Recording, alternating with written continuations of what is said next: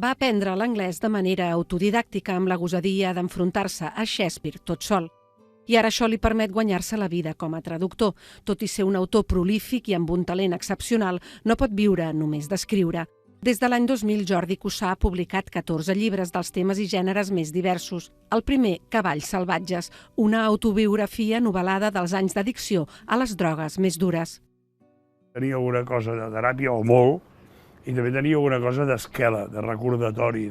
A totes les víctimes que ja no hi són, a les que no han tingut la sort de sobreviure a l'addicció, que són moltes, i que a més moltes es van morir quan ser un addicte, que no és pas res bo, evidentment, encara estava considerat un crim. Una llengua riquíssima i viva i una gran força narrativa fan del seu un estil absolutament propi, fruit d'hores de treball intens.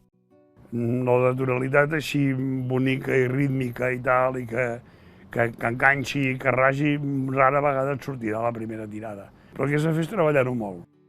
Aquest pot ser el seu any. Coincideixen 3 llibres seus, Formentera Lady, El trobador cua de ferro i la reedició, per fi, de Cavalls salvatges, gràcies a l'editorial L'Albí, que sempre ha apostat per ell.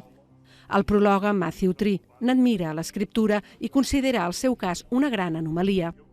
No crec que hi hagi cap altre autor contemporani en llengua catalana que hagi escrit tant i amb tanta qualitat i que ha estat tan obviat pel públic.